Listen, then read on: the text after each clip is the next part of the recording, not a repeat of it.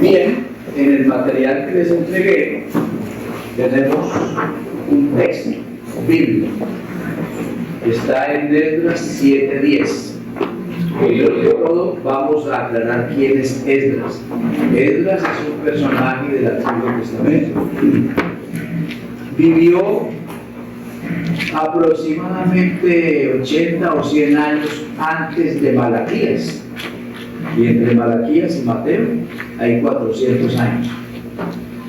Es el último profeta del Antiguo Testamento. Entonces calcule más o menos en qué época vivió Esdras. Y Esdras es uno de los tres líderes del periodo de la reconstrucción. Recuerden que los judíos fueron llevados cautivos a Babilonia por 70 años y regresaron en tres grupos. No eran grupos numerosos, eran grupos de unos cuantos miles. El primer grupo regresó con Zorobabel, el segundo con Esdras y el tercero con Nehemías. Zorobabel reedificó el templo. Esdras, usando la palabra de Dios, logró una reforma y una transformación en el pueblo, y Nehemías reconstruyó la muralla de Jerusalén. Entonces, Esdras dice este verso 7:10, dice: porque Esdras, ¿qué?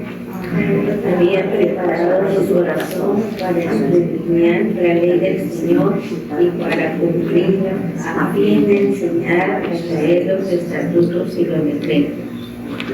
Entonces, este es el primer personaje que vemos que intencionalmente estudia las Escrituras. La Biblia que él tenía no es la que tenemos nosotros, era una Biblia más pequeña. La ley de Moisés, los 5 libros. Y habían libros de profetas, pero él se concentró en los 5 libros de Moisés. Y lo hizo de una manera intencional. Que dice que Esdras había preparado su corazón para escudriñar, para estudiar la ley del Señor, no solo para estudiarla, también para cumplirla. Hay versiones que dicen para practicarla y para enseñarla a los hijos, a Israel, los estatutos y los decretos. Bueno, la preparación de Esdras comenzó en su corazón. ¿Ya? Y la palabra corazón en la Biblia es una palabra que tiene muchos significados. Para nosotros, corazón es nada más sentimientos y emociones.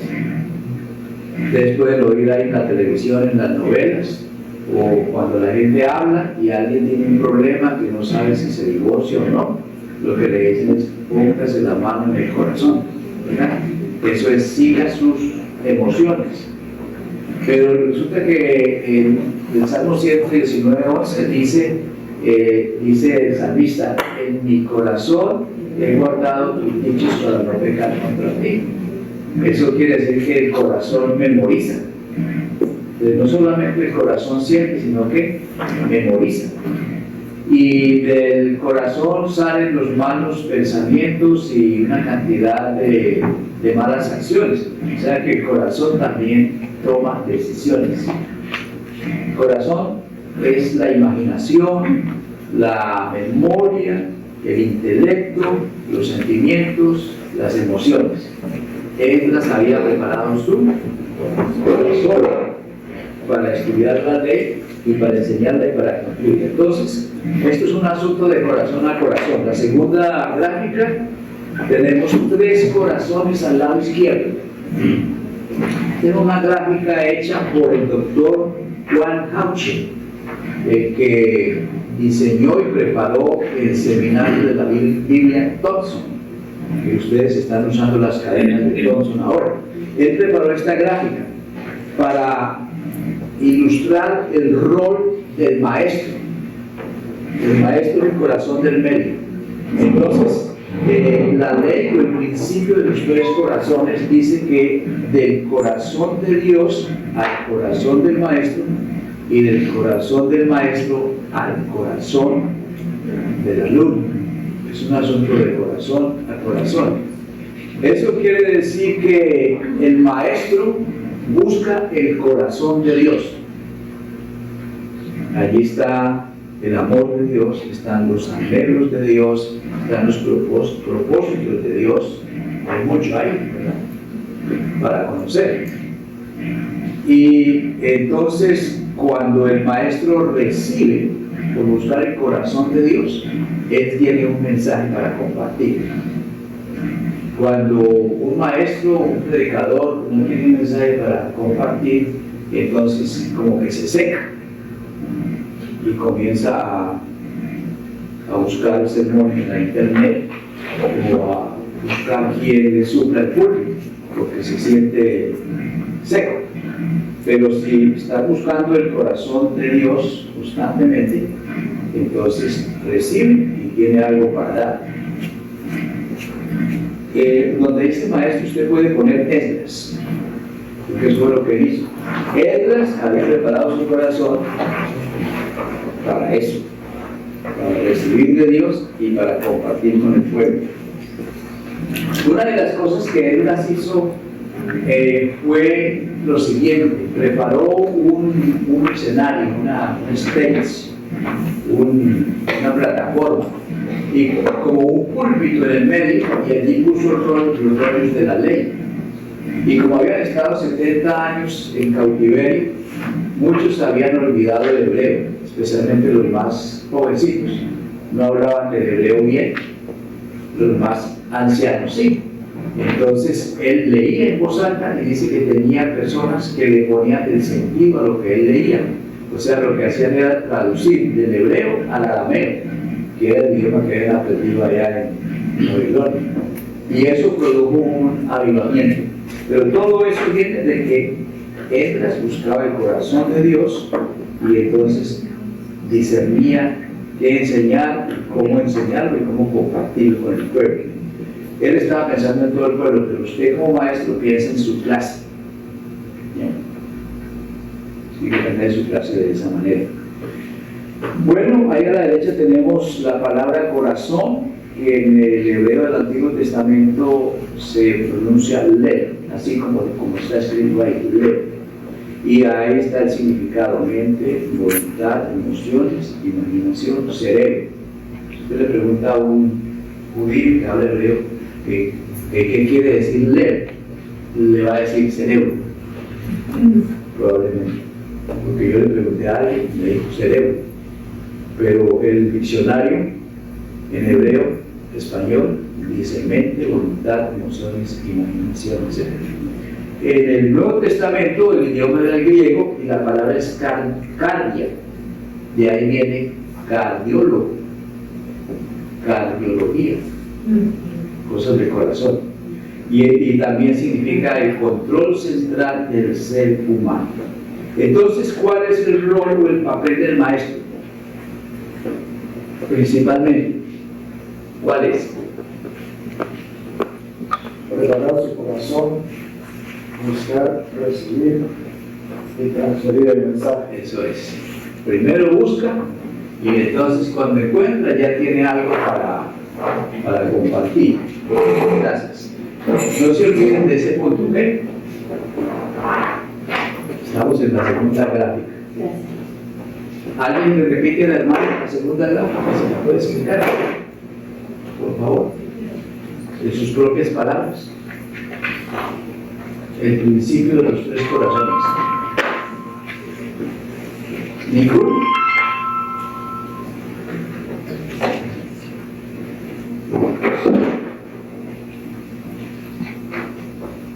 Bueno, entonces yo voy a señalar a alguien que le explique el primer corazón. A ver, hermana María, explíquele el primer corazón a la hermana. ¿Usted dijo el segundo o El primer corazón de la segunda gráfica, el de arriba, Ajá. el de Dios. Ese corazón, pues es lo que usted habló ahí, ese corazón de Dios, es ese corazón que el maestro debe tener para compartir a sus alumnos, de corazón a corazón. Okay. Sí. En el corazón de, gracias, en el corazón de Dios está su amor, sus planes, sus propósitos. El segundo corazón es el corazón suyo, el del maestro. Si usted es un consejero cristiano, ese debe ser su lugar. Si usted es un predicador, ese es su lugar. Si usted es un maestro de la Biblia, ese es su lugar. O sea, ahí se pueden cambiar los nombres, ¿no? Entonces, el segundo corazón es la persona que está buscando de Dios, porque tiene un alumno, o tiene 2, o tiene 3, o tiene 1000, o 10,000. Pero tiene que buscar el corazón de Dios. Y el tercer corazón es el alumno. Bueno, entre los alumnos hay personas que tal vez no son creyentes, hay personas que son creyentes maduras y hay personas que son creyentes inmaduros. Hay de todo, una gama. Entonces se sirve para darle a todos. ¿Hay algún comentario o pregunta? Sí, solamente un comentario. Significa pues que nosotros mismos, si no recibimos de Dios, pues no podemos dar nada, porque la inteligencia, la sabiduría viene de Dios. Tenemos que recibir de Dios primero a nuestro corazón para poder compartir a nuestros alumnos. Exactamente. Muy bien, bien explicado. Bueno, los alumnos pueden ser niños. ¿Hay necesidad de que un maestro de niños busque el corazón de Dios? Si hay una cosa que los niños necesitan es amor.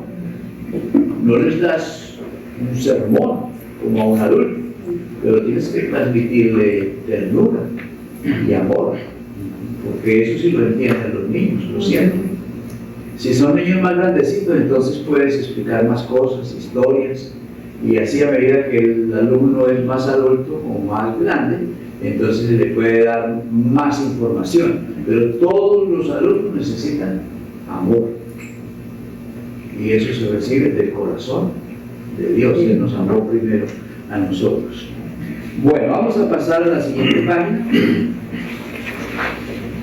y tenemos la tercera gráfica. Dice: la enseñanza requiere meditación. Meditar es lo mismo que reflexionar, o lo mismo que pensar. Solo que cuando uno está pensando puede pensar en muchas cosas y ir como una mariposa de pensamiento en pensamiento y de tema en tema. Pero cuando está meditando, uno está concentrado en una cosa. Tiene control de su mente y medita en un solo pensamiento o en varios, pero está enfocado. Entonces, la enseñanza requiere meditación. O sea que lo que el maestro, el predicador o el consejero hace es meditar durante la semana en un pasaje que se te va a enseñar. Y hay 5 pasos para meditar en un texto. Déjeme aclararle qué significa la palabra texto. Las palabras evolucionan con el tiempo. Por ejemplo, si uno está en la escuela, compra un libro para la materia, que es el texto, ¿no? Pero la palabra texto significa tejido, viene del latín. Y la idea es esta: en un tejido, en una tela, hay hilos que se cruzan. A veces son de diferentes colores. Entonces, el texto bíblico, el pasaje bíblico es como una tela. Y hay significados que se mezclan unos con otros allí. Hay situaciones, hay personas, hay lugares, hay hechos. Todo eso está ahí mezclado. Y entonces, el que está estudiando ese texto, lo que hace es como coger esa tela y irla desbaratando y ir separando los hilos hasta que lo desbarata todo en hilos. Eso se llama exégesis. Ahí está la palabra exégesis.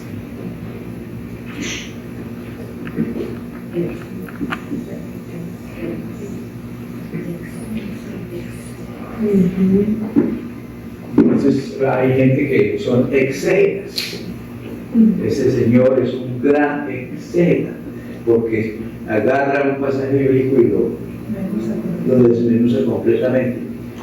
Exégesis es sinónimo de hermenéutica, y hermenéutica es la clase que dan en los seminarios para interpretar la Biblia, o sea, para agarrar esa tela y irla desbaratando. ¿En qué año fue hecha esta tela? ¿De qué material? Y este hilo, ¿por qué así? Este otro, ¿por qué así? ¿O por qué este nudo? Todo eso, ¿no? Es exégesis. Pero hay una palabra ahí debajo de exégesis. ¿Cuál es? Exégesis. Cambia el prefijo.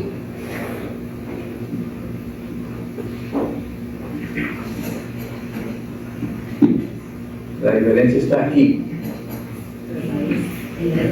La exégesis es desbaratar y sacar de ahí.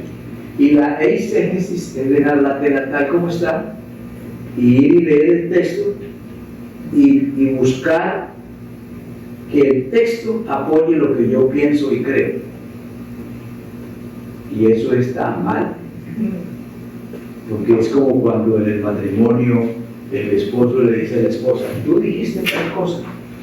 Y ella dice, no, yo no dije eso. Lo que yo dije fue otra cosa. Y se molesta. Ella se molesta. Cuando yo le dije, no dijiste tal cosa, dice, yo no lo he dicho. Yo no dije eso, lo que yo dije fue esto. Entonces Dios dice una cosa aquí. Y luego viene alguien y hace una eisegesis. Lee y dice, aquí dice que la cosa es así, así, así, y de esta manera. Pero es como él piensa, ¿no? Busca cómo apoyar sus ideas. Entonces, ¿cómo se siente Dios? Y lo que el Espíritu Santo dice, eso no fue lo que yo revelé. Entonces, lo que hacemos con la exégesis es buscar, oiga bien esto, buscar qué pensaba o qué quería comunicar el escritor. Porque nosotros a veces abrimos la Biblia y una vez decimos lo que significa para nosotros, ¿no? Primero pensemos qué quiso decir el escritor aquí. Y la otra pregunta clave es cómo entendieron esto los primeros lectores. Y después decimos o buscamos cómo o qué significa, cómo nos afecta a nosotros, qué hay aquí para nosotros. Es muy importante. Pastor, eso sería exégesis como una interpretación privada. Privada. Porque el apóstol Pedro dice que ninguna escritura es de interpretación privada. Entonces eso más o menos explica eso. Eso es. O sea, lo que Pedro está diciendo es que no debemos hacer exégesis. Y ya se hace mucho de eso. Se hace mucho de eso. Bueno, entonces ¿cuáles son los 6 pasos para meditar o estudiar un texto bíblico? El primero, ¿cuál es? ¿Qué? El perímetro del texto. Exactamente. El perímetro de esta mesa es la medida desde aquí por todo alrededor así y sumamos los 4 lados, nos da el perímetro. Esa es una manera de decir que hay que observar el contexto del texto. O sea, porque los textos, un versículo, déjenme aclarar esto, un texto puede ser un versículo, pueden ser 2, pueden ser 10, pueden ser 20, puede ser todo un capítulo, puede ser todo un libro. Texto no dice el número de versículos, sino la porción, ese es el texto. Entonces lo primero que hay que hacer es mirar el perímetro, lo que está alrededor del texto, antes y después. Y entonces hay contexto gramatical, que son las palabras que están antes, las frases, y las que están después. Pero hay contexto histórico, o sea, ¿cuándo se escribió? No es lo mismo la época de Malaquías que la época de Moisés. Hay muchos siglos ahí en el medio. No es lo mismo la época de Isaías que la época de Pablo. ¿Ya? Entonces el contexto histórico cuenta, la cultura del pueblo también tiene que ver, tenemos que ver la cultura. Entonces ya casi vamos a entrar en práctica. Aquí estamos nosotros, voy a poner yo, que significa usted, y aquí está el escritor sagrado.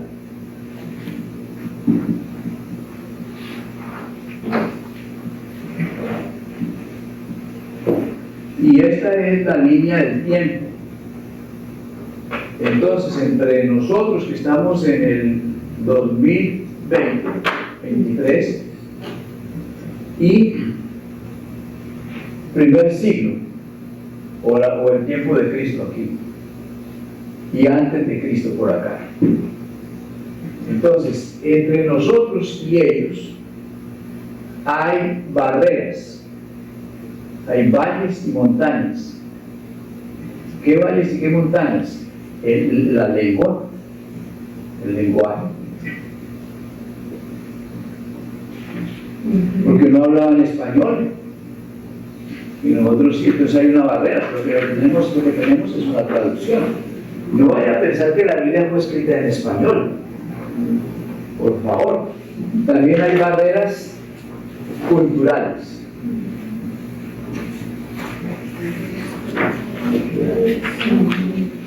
Hay barreras filosóficas.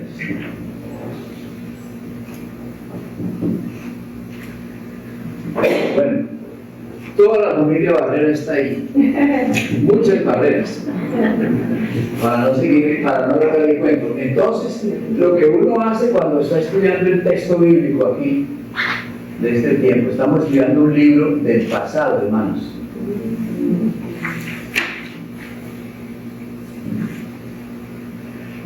Es como si tomaras un helicóptero o un avión y volaras al pasado. ¿Bien? Y comenzaras a preguntarle a esta gente cosas. ¿Qué fue lo que usted quiso decir con este párrafo? ¿A quién se lo estaba dirigiendo? Y usted que lo leyó por primera vez, ¿qué fue lo que le entendió? ¿Y por qué esto era importante? ¿Y dónde estaba usted cuando lo escribió? ¿Y a quién se lo mandó? ¿Dónde estaban ellos? Entonces Pablo dice, no, yo estaba preso en Roma y se lo mandé a los de Éfeso. Mucha envidia de Éfeso, ¿no? ¿Y en Éfeso cómo vivían? No, pues aquí había un templo artemíseo, todo ese tipo de cosas. Entonces uno está pregunta y pregunta, recogiendo información para regresar al 2013 y decir, bueno, esto es lo que dice la Biblia, vamos a ver cómo lo aplicamos al día de hoy. Esa es la idea. Entonces hay que observar el perímetro. Yo voy a dar una razón por qué es importante observar el perímetro. Porque el contexto gobierna. Voy a hacer un dibujo aquí para que no lo olvide.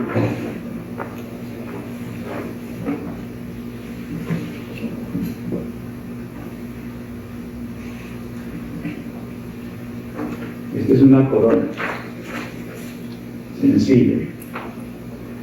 El contexto gobierna. ¿Gobierna qué? El significado del texto. A ver, la palabra verde, ¿qué significa? Color. Un color. Entonces, si yo digo, pasó un carro verde, o el hombre que la atropelló manejaba un carro verde, claro significado. Pero si yo digo, ese viejo verde, ¿significa color? No. ¿Qué determina el significado? El contexto de la frase. Ese carro verde atropelló a una niña. Entonces, carro, pues es color. Ese viejo verde. Entonces, una persona que ya tiene que ver con el carácter y la moral de ese individuo. Entonces, las palabras que están antes y después determinan el significado. Los escritores de la Biblia hablaban como nosotros, usaban esos dichos así. Por ejemplo, si estamos hablando de fútbol, de soccer, y entonces hay un jugador ahí, lo mira y dice, ese muchacho está verde. ¿Qué quiere decir? Que le falta mucho. Que todavía le falta sangre. Entonces, en la Biblia aparecen palabras así, y no puedes tomar el significado que se te ocurre a ti. Tienes que ver el contexto para ver el significado, porque después no vamos a ver problemas. Muy bien. ¿El segundo paso es cuál? Parafrasear. Parafrasear es repetir el texto en mis propias palabras. Juan 3:16 lo conocemos todos, pero uno lo puede parafrasear así: el amor de Dios es tan grande por la humanidad, que entregó a su Hijo Jesucristo por todos nosotros. Esa es una paráfrasis de Juan 3:16. Parafrasear es repetir el texto bíblico en sus propias palabras. Cuando usted lo puede parafrasear, quiere decir que lo entendió, que el texto entró ahí adentro en su mente, usted ya lo entiende y por eso lo puede expresar en sus propias palabras. Entonces, el segundo paso es parafrasear. El tercer paso,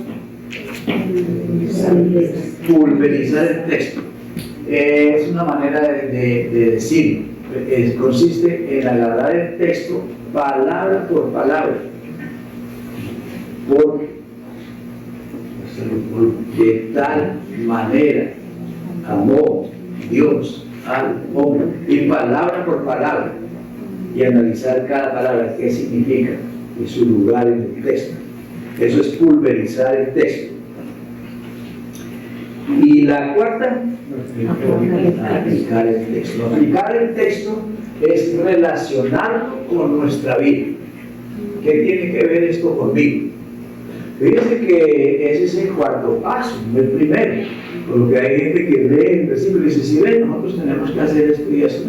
Lo primero es que observar, parafrasear, pulverizar, y ahora sí, ¿cómo se relaciona esto con nuestra vida? Y el quinto paso, orar el texto, alguna oración a Dios con esa idea. Bueno, con esta explicación paramos para hacer una práctica de las 5 cosas. O sea que vamos a comenzar a preparar un versículo. Como no tenía material para el mes de marzo, como no hay material para el mes de marzo, entonces yo le dije a la hermana Hilda, que a propósito la hermana Hilda no está aquí porque tuvieron un funeral en su familia. Entonces su intención era estar, pero fue una semana difícil, un velorio y el funeral, entonces no está. Pero le di a ella 4 versículos que juntos los llaman los 4 fantásticos, para que tengan un versículo cada domingo mientras se prepara la otra cadena de la Biblia tonta. Entonces vamos a usar el primer versículo de los 4 fantásticos o formidables, es Génesis 1:1. ¿Qué dice Génesis 1:1?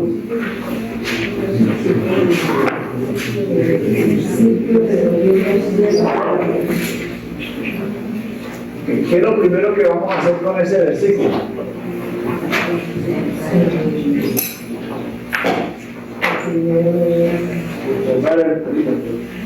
Observar el peligro. ¿Sí?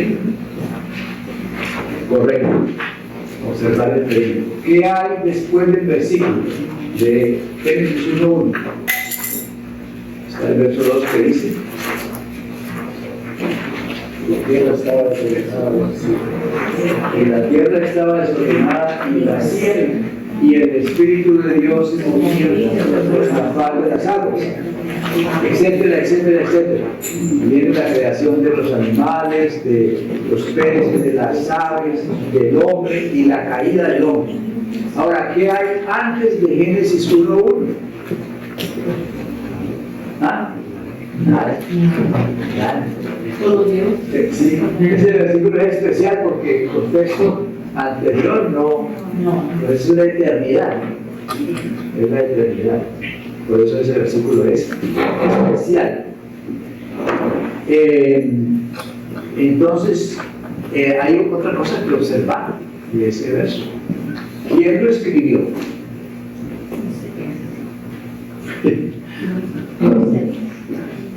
Si no había nadie, ¿quién lo escribió? Moisés. Moisés no estaba allá cuando Dios creó los cielos y la tierra.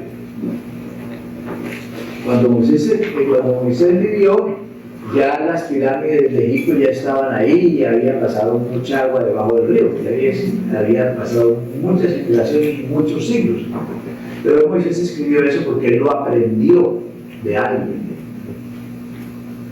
Esas ideas se transmitían oralmente de padres a hijos. Y entonces Moisés escuchó muchas ideas de cómo comenzó el mundo. Pero entre todas las que él oyó y aprendió, él escogió uno. Y ahí es donde Dios lo vio. En el principio creó Dios los cielos y la tierra. Entonces, hay una cosa, hay un maestro de Biblia que hace este ejercicio muy interesante, que le dice a la gente: cierre los ojos y piense en la tierra. Cierre los ojos y piense en la tierra, dice él, ¿no? Y lo vamos a hacer aquí para que entiendan una cosa. Cierren los ojos y piensen en la tierra. Miren la tierra con su imaginación. Ahora, ya, dígame qué vio. Agua. Agua por azul. Árboles, animales. ¿Y la forma? Redonda. Casi todos pensamos en una tierra redonda. Si nosotros viajamos al pasado, como dice la gráfica, y vamos a donde está Moisés y le decimos: Moisés, cierre los ojos, piense en la tierra. Y entonces luego le decimos: ¿cómo te la imaginas? Él nos va a decir esto: plana, con una bóveda, y arriba el sol y la luna por aquí, más chiquita, y alas y nubes.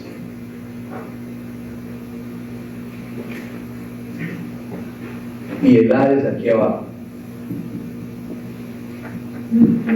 Y ahí dice: en el principio creó Moisés, creó Dios los cielos y la tierra, y en plural, los cielos. Entonces, él creía en tres cielos, pensaba que eran tres cielos: el cielo donde vuelan las aves, el cielo donde están los planetas, y otro cielo donde está Dios.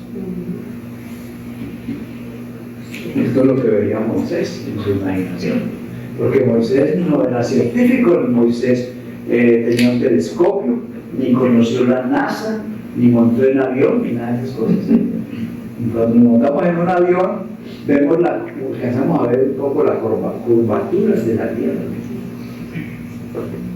Entonces, fíjense que cuando leemos la Biblia tenemos que tratar de preguntarnos qué estaba en la mente del escritor y de los primeros lectores. Cuando él hablaba de la tierra, él pensaba así.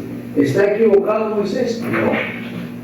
No, porque la Biblia no es un libro de ciencia, no es un libro para llevarlo a la NASA y decirle: mire, ustedes con esto pueden seguir adelante. No es ciencia. La Biblia es un libro que nos dice de dónde venimos, para dónde vamos, qué quiere Dios de nosotros, cómo podemos vivir mejor, cómo salvarnos. Para eso es. Pero la Biblia, en cosas de moralidad, en cosas espirituales y de la salvación, no tiene discusión. En cuanto a la ciencia, en cuanto a lo científico, la Biblia es fenomenológica. Los escritores describían como veían. Cuando son las 6 de la tarde y usted mira para allá y dice: el sol ya casi se oculta, el sol está saliendo, pero eso no es cierto.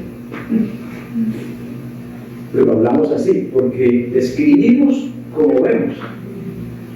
Entonces Moisés escribía, o la gente del tiempo bíblico descubría las cosas como las veían.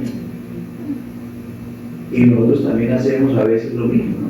La luna menguante se está poniendo chiquita, la luna creciente se está poniendo grande, ¿no? La luna no crece ni tampoco se disminuye, simplemente es que se aleja de la Tierra y entonces se ve más chiquita, y hay otra parte de su ciclo que se acerca más a la Tierra, entonces la vemos más grande, pero la luna no crece ni disminuye. Describimos eso como ese fenómeno como lo vemos, que ellos hacían la misma cosa. Pero cuando habla de preceptos de moral, de asuntos espirituales y de la salvación, no hay problema con la Biblia. Bueno, entonces vamos a mirar el versículo y lo vamos a añadir palabra, a analizar palabra por palabra. Parafrasear, vamos a parafrasear. ¿Quién quiere parafrasear este texto? Es tan sencillo que está. Queda difícil parafrasearlo. En el principio creó Dios los cielos y la tierra. Mire, los cielos y la tierra fueron creados por Dios en el principio. Es muy cortito, ¿no? Pues usted le cambia por un lado y para el otro y dice lo mismo. Eso es parafrasear. Recuerde, si lo puede parafrasear es porque lo está entendiendo. Si no puede, entonces tiene que luchar hasta que lo entienda. Ahora vamos a pulverizar, palabra por palabra. Y este es el texto con que van a dar la clase. No el próximo domingo, sino creo que en 3 domingos, me parece. La primera palabra, ¿cuál es? El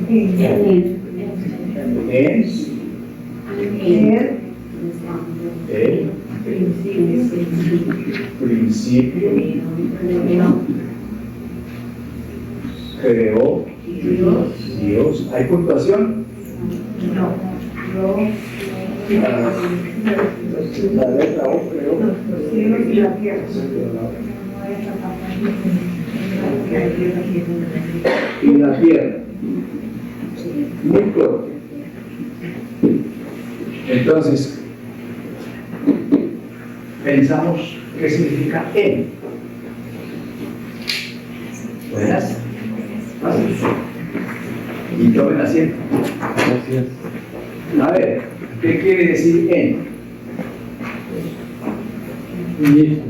¿Ah? Inicio. Comienzo. Sí, es una palabrita chiquitica, una preposición que indica lugar dentro del espacio. ¿Nosotros dónde estamos? En el dentro. Pero también vivimos en Houston. Pero estamos en el mes de febrero. O sea que esa palabrita la usamos con espacio y con tiempo. Entonces, aquí está usado con el tiempo. No dice el día ni el año porque no había calendario, sino en el principio. Él.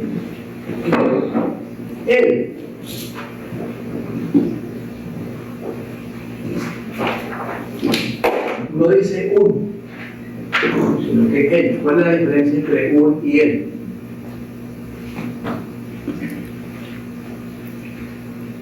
Él es único. Él es único y un puede ser varios. Ya, correcto. Sí. Él da la idea de algo único. No hay principios. Si uno se ve solo un, él. Si dijera un, quiere decir que hubo algo antes o después. O sea, el único que había en el principio. Y la palabra principio.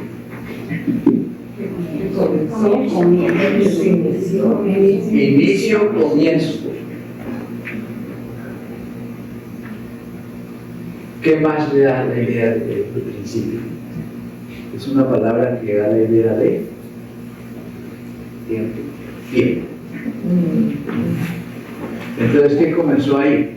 Comenzó el tiempo, comenzó a correr el tiempo. Con ese versículo comienza el reloj a andar. Bien. Y luego la palabra creó. En el libro, Sí, hizo, formó, formó, hizo. Ya. Fíjense que una contribución que yo le hago para que la use mucho. En el hebreo, la palabra creó es bara.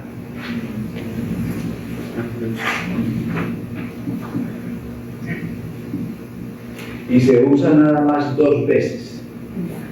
Aquí es una de ellas. Y significa crear de la nada. Hacer que algo exista de la nada. Porque cuando decimos hizo, da la idea de que tenía un material, ¿verdad? O si decimos formó, entonces tenía un material y le dio forma. Entonces, si usted sigue leyendo ese capítulo 1, va a encontrar que Dios formó al hombre del polvo de la tierra. No dice que lo creó de la nada. Va a encontrar que Dios dice, sea la luz. No la creó, sino dice, sea. Y usa cualquier otra palabra, solamente es la única y primera vez que aparece esa palabra ahí, para crear de la nada. Hay otro versículo más adelante que no recuerdo en este momento que usa la palabra para, que significa crear de la nada. ¿Ustedes han oído hablar de esa teoría de la explosión? Del Big Bang, la gran explosión. Esa teoría dice que el universo comenzó con una explosión, que el universo era chiquito y que se concentró en algo muy pequeño y luego la gran explosión, y ahí comenzó el todo. Yo no sé si Dios creó el universo así, porque Él pudo haber sido el que produjo esa explosión, ¿no?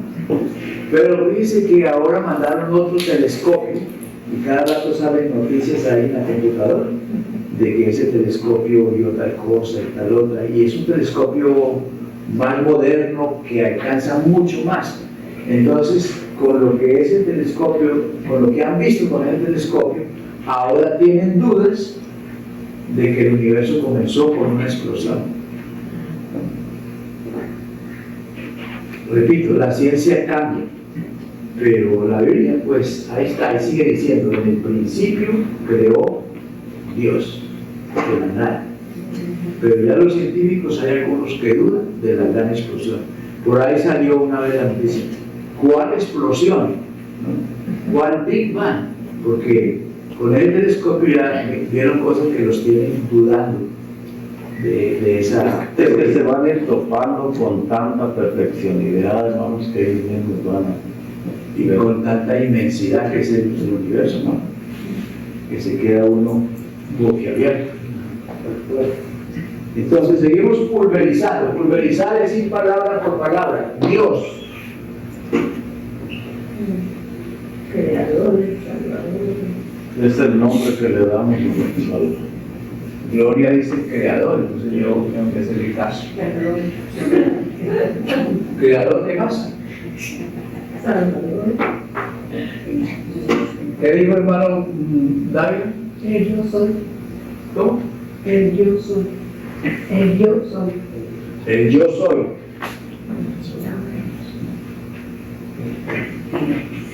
Ya con mayúscula. El ser superior, el supremo, el eterno. Todas esas palabras caen ahí. ¿Cómo? El principio y el fin.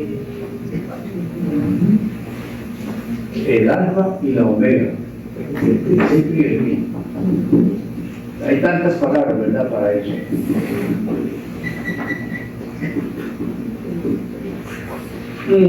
La otra palabra dice los.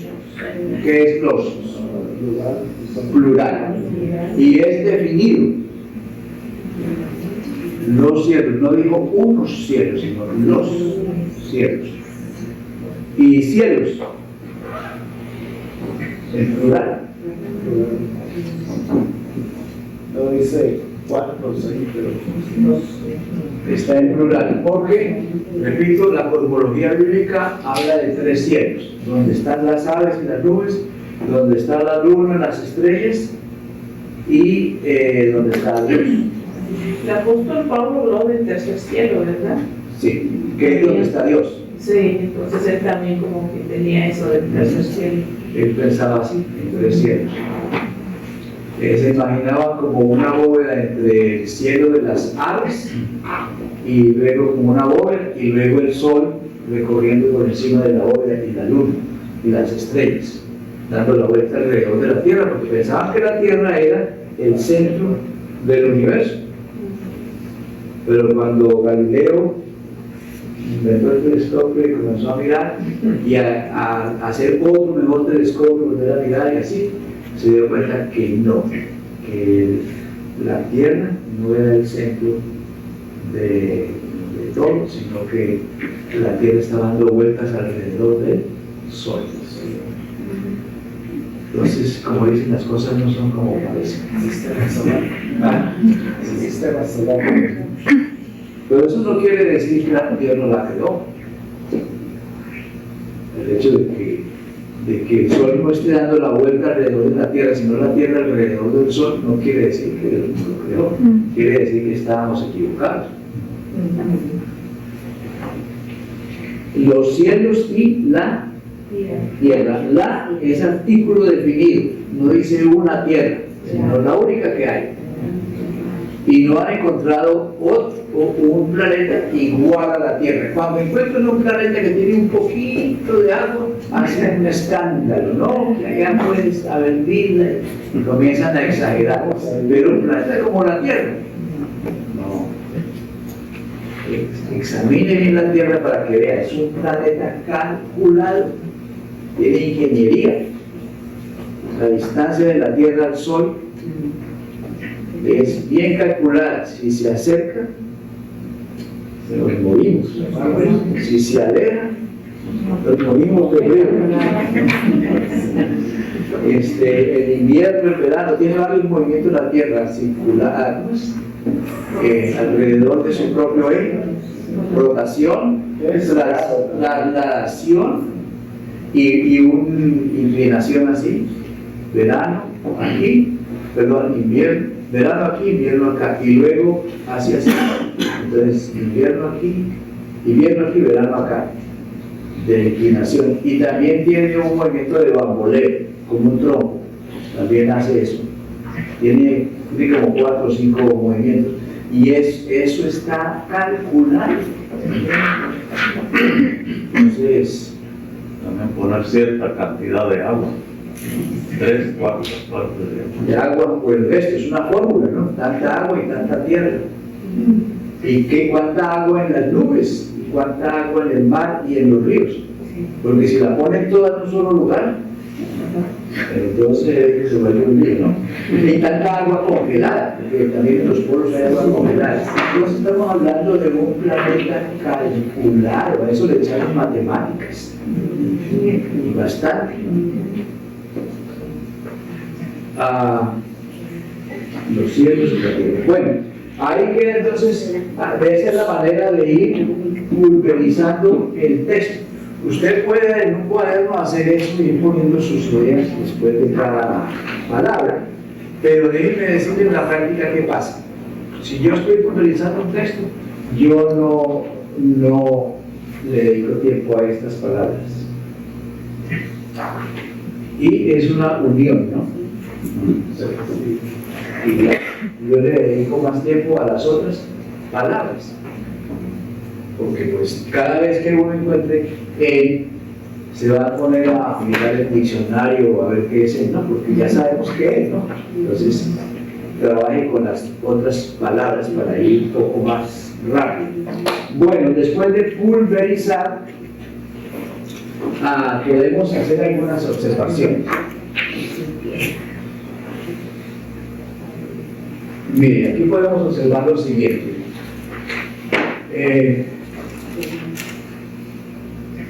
Entre cielos y tierra, ¿qué hay? Espacio. Y la palabra principio nos da la idea de tiempo. Entonces vamos a poner aquí la palabra tiempo. Y aquí, cielos y tierra, vamos a poner espacio.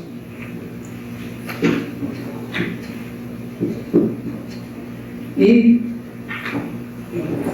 cuando dice cielos, pues se refiere a las estrellas, a los planetas, al sol, a la luna, y la palabra tierra se refiere a nuestro planeta. ¿Qué es la tierra? Y la luna es materia.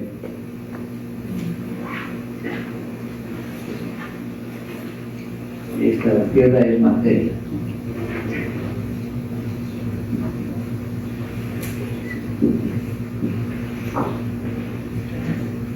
El universo está hecho de materia, de espacio y de tiempo.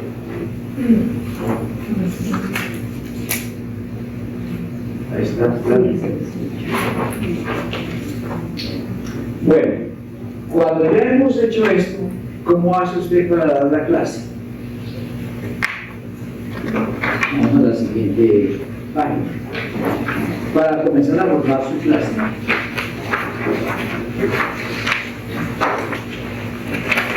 Ahí tenían las palabras del versículo y espacio para tratar las ideas.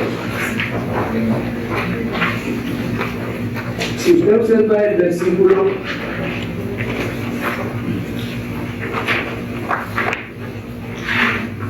al principio creó Dios los cielos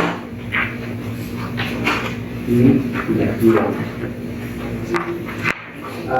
Tenemos dos partes, Dios y lo que Él creó. Entonces, ¿qué nos enseña este versículo acerca de Dios? Una buena pregunta.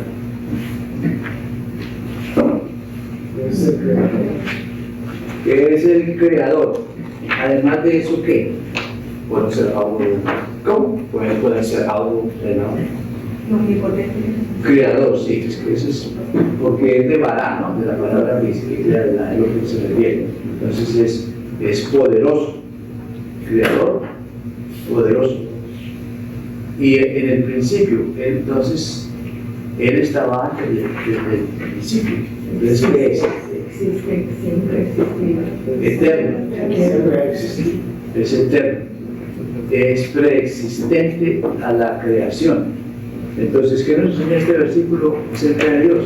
Que es preexistente, que es eterno, que es creador y que es poderoso. Tiene bastante información el versículo. ¿Qué nos enseña esto de los cielos y la tierra? ¿Qué nos enseña sobre los cielos y la tierra?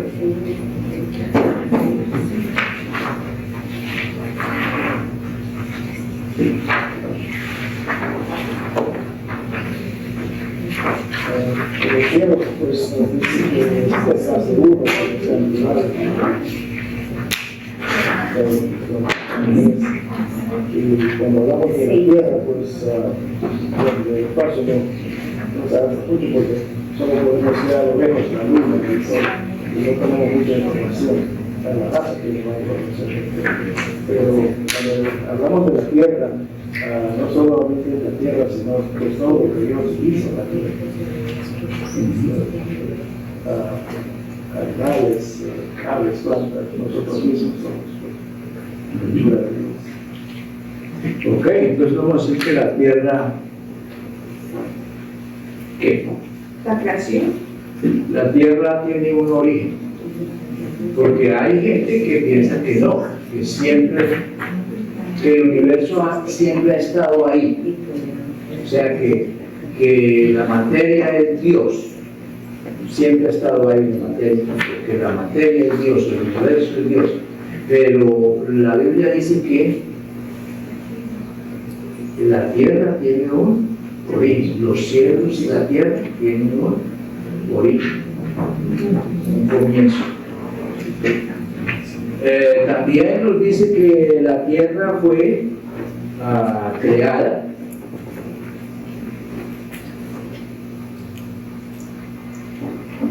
y si usted ve los otros versículos en contexto, ¿no? Es importante. Entonces dice que el Espíritu de Dios se movía y luego dice que separó las aguas de arriba de las de abajo y se vio lo seco, y después dice que las aguas produzcan peces y que la tierra produzca árboles y frutos y pasto. Entonces lo que tenemos que darnos cuenta aquí es esto, que la tierra que tenemos hoy en día no es la misma, que no está como Dios la creó, que Dios la creó, y ahí dice, estaba desordenada y vacía. Entonces la tierra sufrió o experimentó una transformación, pero esa transformación la hizo Dios, la realizó Dios.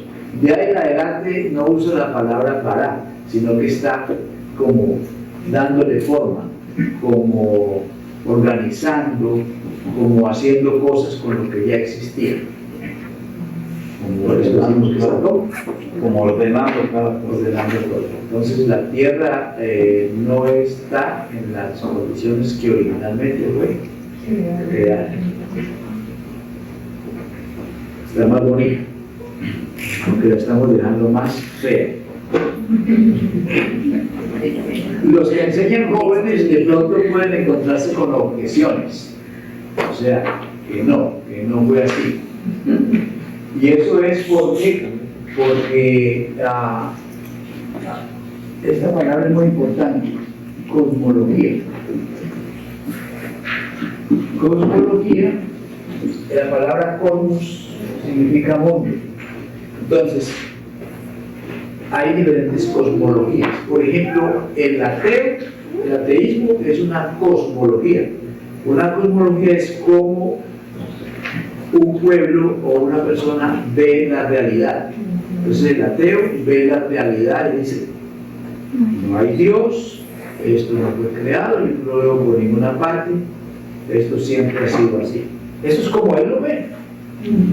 Y entonces él puede levantar una objeción, ¿no? Decir que no es como estamos aquí diciendo, porque yo de otra manera. Si habla con un hindú, él tiene otra cosmología, la cosmología de la, ¿cómo se llama eso? Panteísmo, que dice que Dios sí existe, pero está en todo. Esta mesa, aquí está Dios, en el árbol está Dios, en mi piel está Dios. Esa es su cosmología. Pero la cosmología judía y la cosmología cristiana dice que aquí está Dios y aquí está la creación. La creación aparte de Dios, separada, es la creación. Entonces hay diferentes cosmologías. En la clase de jóvenes de pronto podría resultar ese tipo de objeción, y no hay que molestarse porque crean así. Está enseñando la palabra de Dios, hágalo lo más claro posible. El Espíritu Santo puede tocar el corazón, ¿no? O sea que no tenemos que asustarnos por ese tipo de pensamientos o de ideas. Entonces el maestro llega con el anzuelo que él ha preparado, y con ese anzuelo agarran la atención de ellos. Ejemplo de anzuelo. En Hechos 17, Pablo está en Atenas y él está recorriendo la ciudad y ve que hay un altar al Dios no conocido. Toma nota mental. Después lo invitan al Areópago a hablar, y ya se reunían los filósofos y la gente que quería ver cosas nuevas y lo invitan para escucharlo. Entonces Pablo comienza su discurso con un anzuelo. El anzuelo es: señores, veo que ustedes son muy religiosos, hasta tienen un altar al Dios desconocido, y de ese es que yo les vengo a hablar. Abren los ojos y paran las antenas. Un buen anzuelo.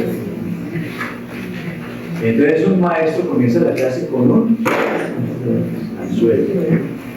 Pero el día de Pentecostés, el Espíritu Santo vino sobre los 120 y fueron llenos del Espíritu, controlados por el Espíritu, y comenzaron a hablar en lenguas, como 14 o 15 lenguas diferentes, porque ahí está la lista de los pueblos que estaban ahí representados.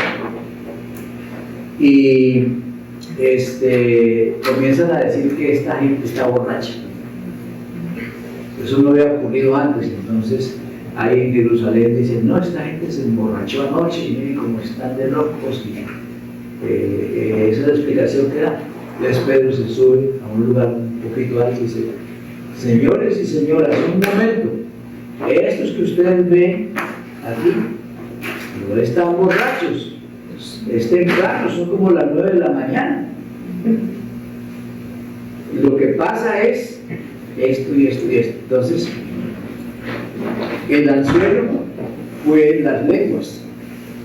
La gente se quedó mirando qué pasa con eso y tratando de dar una explicación. Entonces Pedro se ofrece para dar la explicación, usando como gancho ese evento, la situación. Un anzuelo puede ser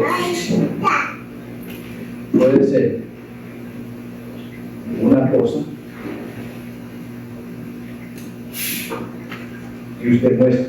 Ven esto. O sea, un objeto. Sí, un objeto. Ven esto. Y luego hacer una transición de esa cosa a Génesis 1:1. Puede ser una pregunta.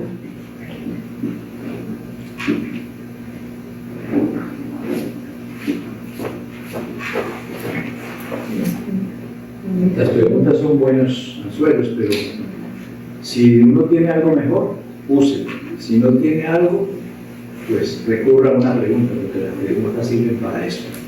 Libro se refiere a la Biblia. La Biblia. Entonces usted debe hacer una transición del anzuelo a la Biblia. Transición es una frase cortica que pase del anzuelo a la Biblia. Pasas a la Biblia cuando la abres y cuando das la cita y abren ahí y leen. Entonces ahí pasa del anzuelo a el libro. Entonces aquí en el libro está el bosquejo de la clase. Esta clase podría, no tiene que, podría ser otra cosa, pero tendría 2 puntos. ¿Qué nos dice este texto acerca de Dios y acerca de la tierra? Un bosquejo sencillo. Mirada es relacionar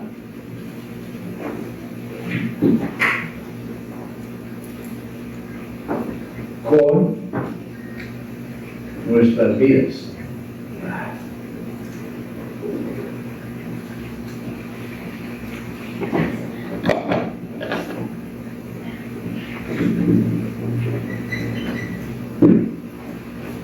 ¿Cómo se puede relacionar Génesis 1:1 con nuestras vidas? Y en la acción es lo que vamos a hacer. Lo que vamos a hacer para poner en práctica el texto. ¿Cómo llevarlo a la práctica? Entonces en esta hojita usted va durante la semana metiendo sus ideas aquí y acá, y acá. Llegando para el viernes o sábado, pues ha de tener ahí su contenido. Entonces lo pasa a una forma final, que es la que va a traer a la clase, así dentro de su Biblia, acá, como una hoja de este tamaño, así por los dos lados, y de ahí usted va a compartir.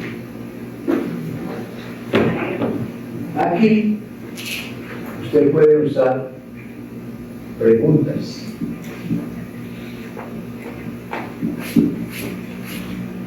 O usted puede dividir en grupos.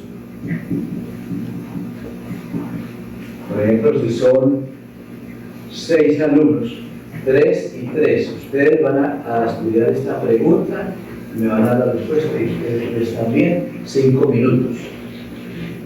Pasan los 5 minutos, ustedes que encontraron y usted complementa. O también puede tener actividades, puede tener una actividad de aprendizaje, algo para hacer que enseñe el texto.